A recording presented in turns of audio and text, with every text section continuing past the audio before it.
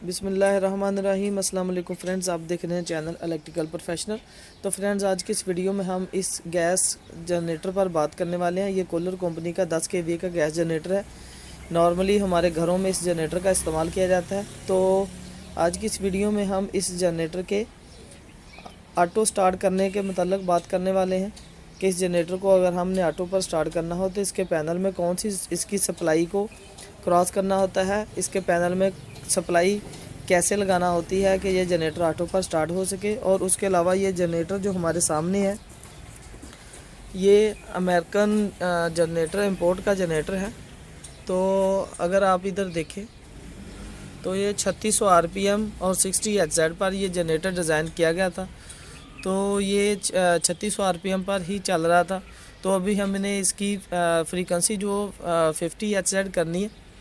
तो आपके साथ वो शेयर करेंगे कि हमने इसकी जो फ्रीक्वेंसी है उसको कम कैसे किया है। तो पहले हम इसके ऑटो सर्किट के बारे में डिस्कस कर लेते। ये आपके सामने इसका जो स्विच है, ये स्विच है। अगर हमने इसको जनरेटर को मैनुअल स्टार्ट करना हो तो हम इसे ऐसे रन पे करेंगे तो ये जनरेटर हमारा जो है, इसके साथ अगर हमने बैटरी इसकी ओपन कर दी है, हमने इसको स्टार्ट किया था, ये बैटरी हमने ओपन कर दी, बैटरी लगी हुई हो और इसका जो गैस सिलेंडर है या गैस लाइन जो भी आपने लगानी है उस पर भी बात करते हैं, वो लगी। तो जैसे ही आप इसको रन पर स्विच को करेंगे तो ये जनरेटर स्टार्ट हो जाएगा मैनुअल। और ऑफ या रीसेट ऑफ इस पोजीशन पर करेंगे तो ये जनरेटर बंद हो जाएगा। और इधर जो ऑटो पर अगर आपने इसको स्टार्ट करना हो तो ये इस स्विच को आपको ऑटो पर रखना होगा। और इसके अलावा इस पैनल के अंदर आ जाते हैं। कोलर कंपनी के जो जनरेटर्स हैं इनमें ये वाली जो कनेक्शन पट्टी लगी हुई है, ये वाली सेंटर में, इसका ये 3 और 4 नंबर, ये 3 और 4 नंबर का जो पॉइंट है, इनको आपस में लूप करने से, क्रॉस करने से इसका जो स्विच है उसको ऑटो पर करके इधर इसका 3 और 4 नंबर को आपस में अगर क्रॉस करेंगे तो ये जनरेटर ऑटो पर स्टार्ट हो जाएगा। तो ये वाली जो सप्लाई है, ये अगर आपने ATS इस्तेमाल अगर कर रहे हैं इसके साथ, तो जो वापडा का आपका कॉन्टैक्टर है उसकी नॉर्मल क्लोज एक्सिलरी में से 3 नंबर से सप्लाई आप उठाएंगे, उसकी कॉन्टैक्टर की नॉर्मल क्लोज एक्सिलरी में से गुजार कर 4 नंबर पर आप लगा देंगे। तो जैसे ही आपका वापडा का कॉन्टैक्टर ऑफ होगा और वो जो एक्सिलरी है वो नॉर्मल क्लोज एक्सिलरी अपना जो पाथ है वो क्लियर करेगी और 3 नंबर की आपकी सप्लाई जो भी वायर है वो 4 नंबर पर आपकी क्रॉस यहाँ पर सप्लाई आपको मिल जाएगी। तो जैसे ही आपकी वापडा ऑफ होगी और एक्सिलरी नॉर्मल क्लोज होने पर ये सप्लाई मिल जाएगी और आपका जो स्विच है वो ऑटो पर होगा तो जनरेटर आपका ऑटो पर स्टार्ट हो जाएगा। और जैसे ही आपकी वापडा ऑन होगी, जो मैग्नेट कॉन्टैक्टर आपका वापडा है वो आपका अंदर पुश हो जाएगा और जो नॉर्मल क्लोज एक्सिलरी है वो ओपन हो जाएगी और ये जो सर्किट है ये आपका ऑफ हो जाएगा। तो जनरेटर भी आपका ऑटो पर बंद हो जाएगा। तो इसके अलावा ये इसकी गैस लाइन है, ये इसकी यहाँ पर आपने इसका सिलेंडर अटैच करना होता है, जिससे भी गैस पर आपने इसको स्टार्ट करना हो। अगर आप सिलेंडर अटैच करें तो आपने डायरेक्ट सिलेंडर का प्रेशर यहाँ पर अटैच नहीं करना। अगर डायरेक्ट सिलेंडर का प्रेशर अटैच करेंगे तो ये जो आपका शट ऑफ वाल है, गैस कॉइल लगी हुई है सोलनॉइड, ये आपकी ऑपरेट नहीं होगी प्रेशर ज़्यादा होने की वजह से।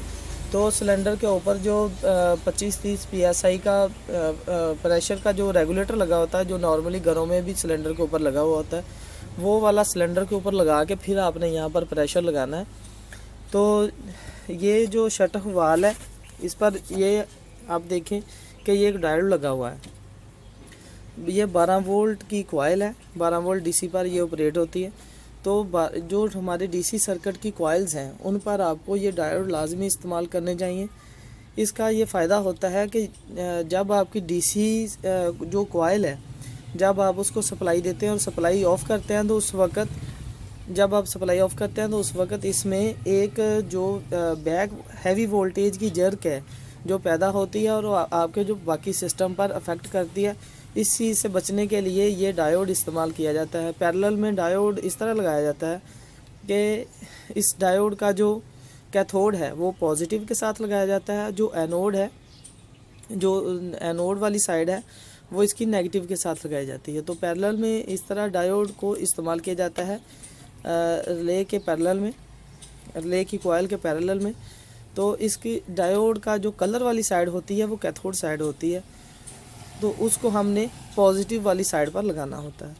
तो डीसी सर्किट की जो कॉइल्स हैं उन पर आपको ये डायोड्स इस्तेमाल करने चाहिए, जो हमारे नॉर्मली जनरेटरों की वायरिंग वर्कशॉपों में लोकल की जाती है उनमें ये चीज़ें इस्तेमाल नहीं करते, लेकिन ये अच्छी चीज़ है, इस्तेमाल करनी चाहिए आपको।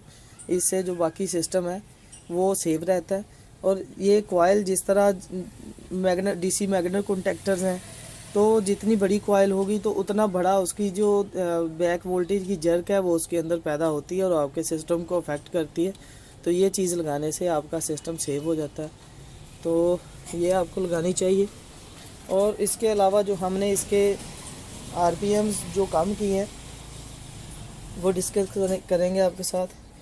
ये इस कूलर जनरेटर का जो गवर्नर कार्ड लगा हुआ है, जो हमारे ज़्यादातर कूलर कंपनी के जो जनरेटर्स हैं उन पर जो गवर्नर कार्ड होता है उसके ऊपर ही 50 और 60 फ्रीक्वेंसी को सिलेक्ट करने की ऑप्शन होती है, लेकिन इस जनरेटर के इस गवर्नर कार्ड पर कोई ऐसी ऑप्शन नहीं है।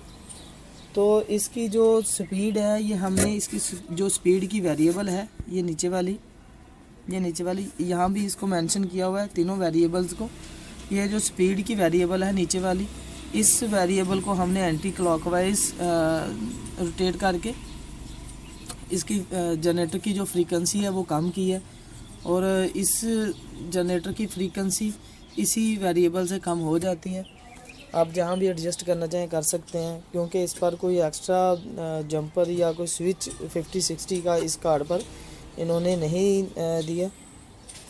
तो इसके अलावा ये बाकी ये चीज़ें आपके साथ शेयर हो गई हैं।